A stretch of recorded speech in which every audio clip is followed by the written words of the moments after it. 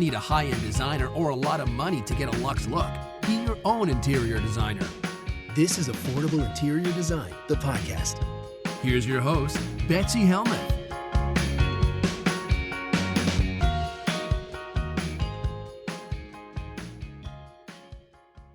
Guys, I am so excited to share something with you. So this will come as no surprise to some of you who've been listening for a while and know that every quarter I go to Chicago for a business workshop. I love interior design, but equally, I love entrepreneurship. I love becoming a better business owner. I love determining how I spend my days. I love that the more I work on myself, the more I become a better human, more efficient, more compassionate, more plugged in, a better listener, that I'm able to use those skills, that sort of personal development, to turn it into profit, right? Because the business you own or run is only as evolved and only as successful as you personally are. And that's not the case for people who work in jobs, right? Who are employees. For instance, my husband works for a company that's so great. Its values, its mission statement are amazing. But, he's not necessarily incentivized to work on himself, to grow his own. And I'm not just talking about skills, right? Because a lot of companies pay for you to take extra education or to enhance your software skills or things like that. I'm talking about deep personal work.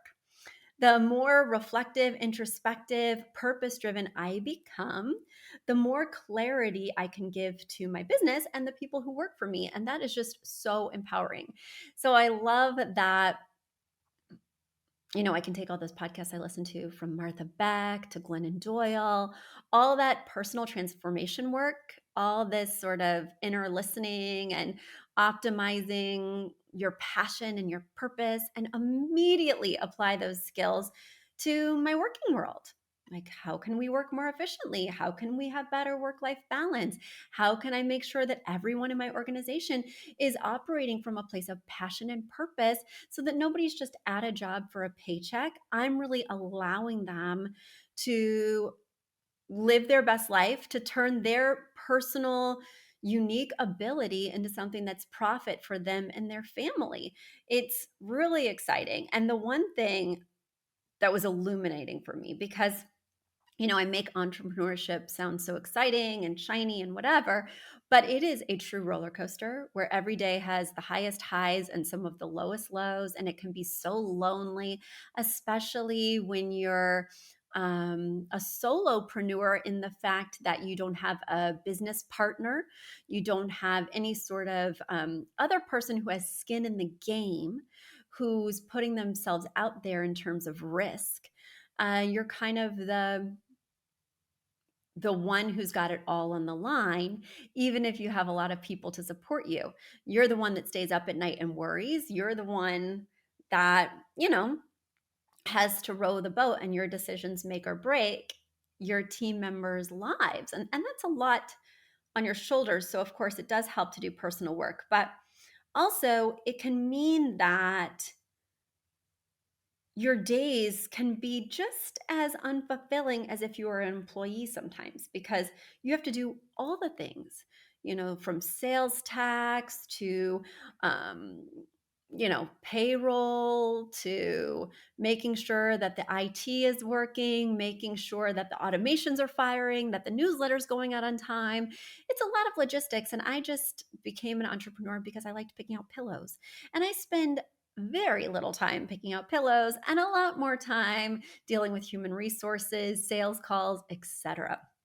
But I realized the other day, when you get to a certain place in your career as an entrepreneur, if you're not following your dreams, it's a choice you're making. And that's really my biggest takeaway from my recent trip to Chicago and my recent workshop. I realized that if I would have told Betsy 25-year-old Betsy, who started her own business just as a hobby, was still, dancing on the bar and waiting tables. I was working at like a Coyote Ugly style bar. So I did dance on the bar and do body shots to pay for a van to go to IKEA to help my clients. It was a weird time. And I really never thought that this would be my full-time career. Even when I was doing that back then, I thought, oh, I'm kind of pursuing my artistic passion in a way that I've seen on TV, and I'm making it work because I'm supplementing my income with this great bartending job. And, let's just see what happens. I'm bravely following my curiosity and passion. But if you would have told 25-year-old Betsy that she'd own her own company, she'd have a husband, she'd have the 2 kids, she'd have the dog, she'd have the house, I mean, that was the dream. That was the dream. And sometimes you just keep reaching and just keep striving and just keep thinking outside yourself versus saying, hey, I'm at the top of the mountain. I've arrived where I would want to have been at 25. And for all intents and purposes, I'm feeling really good where I am. I rarely stop and celebrate my wins. I rarely stop and look at my vantage point from the mountain and say, you know what? I'm already at the peak here. And any choices I make from here, while there's still a lot to do and there's a lot of logistics and it's not easy running a business, any choices I make from here, I'm either choosing to move away from my dreams or towards them. So, one of my dreams ever since I started this workshop 4 years ago was to pick my kids up off the bus and then to hang out with them after school. And back when I started this workshop 4 years ago, there was no way that was possible. I was very understaffed. I was working night and day, 80 hours a week. There was just no way. It was a huge leap. Plus, I had a storefront and it was kind of far from home. And having them come to the storefront was fine, but it was also pretty distracting because I had all my work in front of me. So it was very difficult to say, I'm just going to be present with my kids and not answer the phone. But now that I'm in a little cottage in the back of our house, I can literally shut the door to my cottage, pick them up from the bus, and go sit with them in the kitchen and do their homework with them. And I'm not making that choice, even though that's my dream. And it's just a matter of making that choice. So, how many of you are in that place where now you not making a dream come true is on you? Maybe you're avoiding it, right? Maybe it's just inconvenient to change your life around. But I realized I want to start painting at nights. That's easy enough. Now I have a place to paint. I have the paints. I have canvas. I'm the one who's not making the choice to live my dreams, right? My choice is preventing me from reaching goals versus me not being able to reach goals because of outside circumstances, which was so the case when I was 25. It was so the case 4 years ago. But now I'm in a different place. And if I want to realize those things I've been thinking about, it's just about changing my schedule or saying, this is a priority for me. I'm not going to push it to the side anymore. And that's kind of liberating. And I really hadn't seen it from that vantage point. But if you're the kind of person like me who's always like, what's the next thing? What should I be striving for? Never stopping to celebrate your current wins, never stopping to say, hey, this would have been success for me at 25. And that's pretty cool. Then I highly recommend that you stop thinking you're on Mount Everest and just have to get to the next mile marker or flag or whatever that looks like. And instead, you are at the top of the mountain. You have arrived where you've always wanted to be. Now just play. Now just explore. Now just do more of what you love. And now turn your dreams into choices versus them still being dreams outside of yourself. There's so much we can do these days with social media, with YouTube. Even if your dreams feel lofty, like writing a book, you can self-publish. I mean, there's just so much that's completely within our control right now. And it's just choices. And that's what I realized at my most recent workshop. And, even though it's not completely design related, I wanted to bring it back to you. All right. So what dreams are you avoiding because you're just making different choices? Something to think about. Okay. Let's think about other things like your design questions. I'm going to dig into my mailbag. I have some great ones that are here. The first one comes from Kara, and she's writing from Mid-Coast, Maine. All right, Kara writes, hi, Betsy. I've worked through my feelings about you taking advantage of the housing bubble and accepting that highest offer. Mostly kidding. Because let me say that being a first-time home buyer this year was not fun. We had to spend so much money and had few choices and no rental options. We also had to move because we were completing military service. We ended up finding a house, and many things about it are great, but it does need some work. My question for you is, before the interior design part, we don't know what the functions of the rooms are. In particular, we don't know where to put our living room or our home gym. I've been listening to your podcast aggressively, but I don't think you've covered gyms. Our furniture pieces are secondhand and cast off from others. Nothing we're attached to, so please don't get upset by these pictures. We will buy some nicer things eventually. However, we both love to work out, and that is important to us. We are thinking about putting a gym in one half of the large room with the fireplace, and it has a view out to the backyard. My partner purchased a larger TV, and our idea is to remove part of the mantle to bring down the height and place the TV there. We would have a living room in 2/3 of the room and a gym in 1/3. The TV could slant towards whichever function is currently being used. Is this bad? Will the house hate us for this?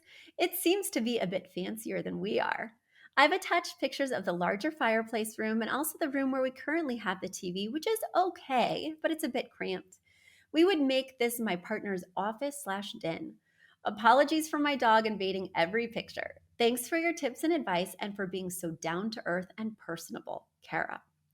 Well, Kara, thanks for writing, thanks for listening, and thanks for sending in these pictures. You are right.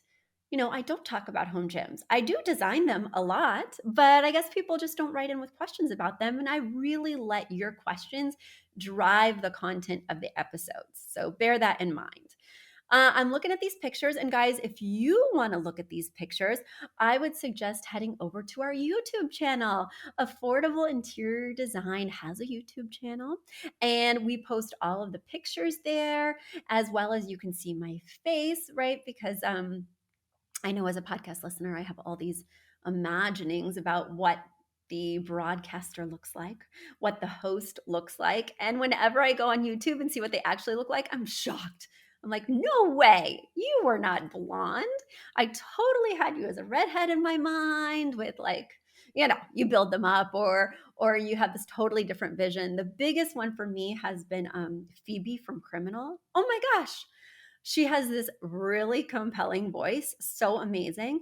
And then I watched a recording of her, I don't know, on their social media or something, and it was just so dissonant. I could not put the face to the voice, and I still can't. Isn't that funny? Okay, anyway, it's a very good podcast, by the way. Okay, let's dig into your question. So basically, you're wanting to move your home gym into the living room. And that is not something I would advise. Now, I'm going to tell you why, but this is your dream house. This is your forever home. And the most important thing with a home gym is that it get used. So if the only way for it to get used is for you to put it in the living room, by all means. But if this is your living room where you would bring guests, where you would entertain, where you would watch TV at night, would I want it in my living room? Absolutely not. Now, the reason is not because I wouldn't want to walk on the treadmill while I watch TV. It's because all that equipment looks bad. It's black, it's silver, it's heavy looking. It doesn't set a great stage for just everyday living. Now, when and if I have my own furniture line, maybe I'll make some beautiful treadmills or beautiful ellipticals or whatever that are more aesthetically pleasing and come in colors that are less bold and conspicuous and ugh, right? Wouldn't it be fun to have a taupe treadmill or a navy exercise bike or just something a little more subtle and sophisticated than black or silver? And don't get me started on the look of the Pelotons. I cannot. Could we please get a beautiful light gray Peloton that's got a grayish, something like that. Anyway, they just don't look good right now. And so I would not put them in the living room. In fact, what I would be thinking about is, could they be in that office space? Would they fit in the office space? Or, I don't see the entire floor plan. I'm just seeing pictures of these rooms. Is it possible that potentially this gym equipment, if it goes in the husband's office space, then you could put his office space in here and it could be somewhat concealed behind the couch? I just think that it's bringing down the vibe. And I also think that based on the current layout, the TV would be perpendicular to the gym equipment, meaning when you do pull out this massive TV, it's going to need to be quite angled. It's going to need to be at least like a 90-degree angle off the wall above the fireplace for you to see it. And then you're going to see that huge mechanism in the back. It's going to be a lot to pull over. Now, you guys love to work out, so it's not going to be hard for you physically, but it's going to look really bad. I'm not a fan. The big black mat. Ugh. Ugh. Unless you're going for like super industrial chic, it's not the vibe I would want in my living room. So I mean, that's a quick answer. I wish I could spread it out a little bit more, but it's a big no for me. It's a big no for me. And I want to encourage you to work out. It's a big no for me. Okay, let's move to my next question. My next question is coming from, let's see here. Oh, I think this is Kara again. Kara again. But here she has a question. Hi, Betsy. I'm really enjoying listening to your podcast, and I purchased your book, which I hope I will get soon. I submitted a question about my gym and my living room recently. You sure did. You just did. And I love getting to know you more and answering this next question. You continue. I could use your ideas around shopping. I hate shopping. I worry about wastefulness and get very anxious about labor practices and environmental impacts. I sometimes get stuck doing tons of research and then never buying anything. Often I end up doing a secondhand thing for this reason, but I'd like to buy a few things for the house that are new that we actually bought. Do you have any go to brands that you can recommend or ideas so I can feel less worried and enjoy decorating our house more? Thank you so much, Kara. All right, Kara. For most of my clients, I buy only new things because buying used things or buying like antiques are very difficult because there's only one of them, right? So if they sell out before my client can get to them, we have no options. So at my design firm, I shop exclusively retail, which does lead to waste, right? Now, when I'm looking for something environmentally friendly, I look for pieces that say they have that California standard approved, right? Because California appears to have the strongest sort of environmental policies for furniture. And you can find pieces that meet those California standards at places like Pottery Barn, West Elm, Williams Sonoma, Wayfair. You just want to look at the fine print. That way you can make sure you're not getting that formaldehyde or those other sort of chemicals that are often found in more affordable type furniture pieces. Um, in terms of stores, I use a huge mix and it's very dependent on my client's budget as well as their style. And when I'm shopping for them, I don't always think about the environmental impact. It's more about how they're going to get rid of the pieces that they already have, whether they're donating, whether they're selling them on Facebook Marketplace. And, with my personal clients, they're not obligated to buy the pieces I recommend. So if they do want to wait to find something similar or the exact same piece on Facebook Marketplace or Cherish or, First Dibs, that's completely up to them. For me personally, I usually, in the past, have just bought retail with a sprinkling of some older pieces that align with my style.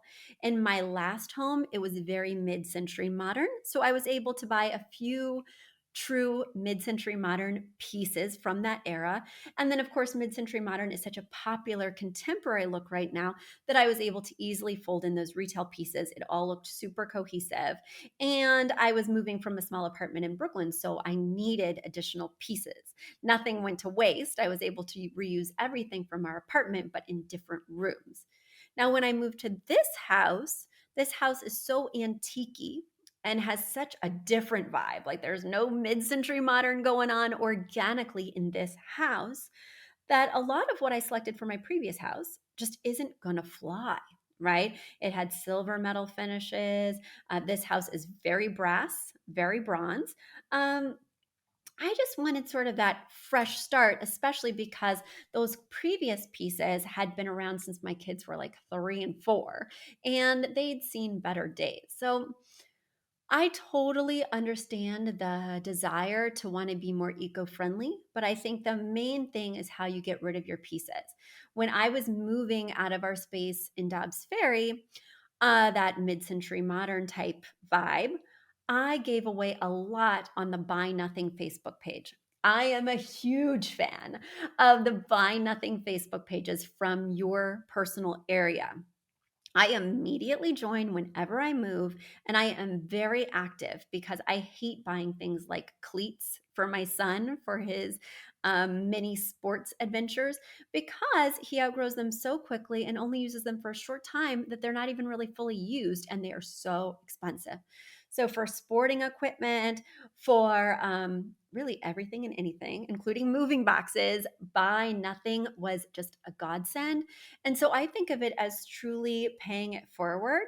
When I gave away almost everything from our past house, I didn't really sell any of it.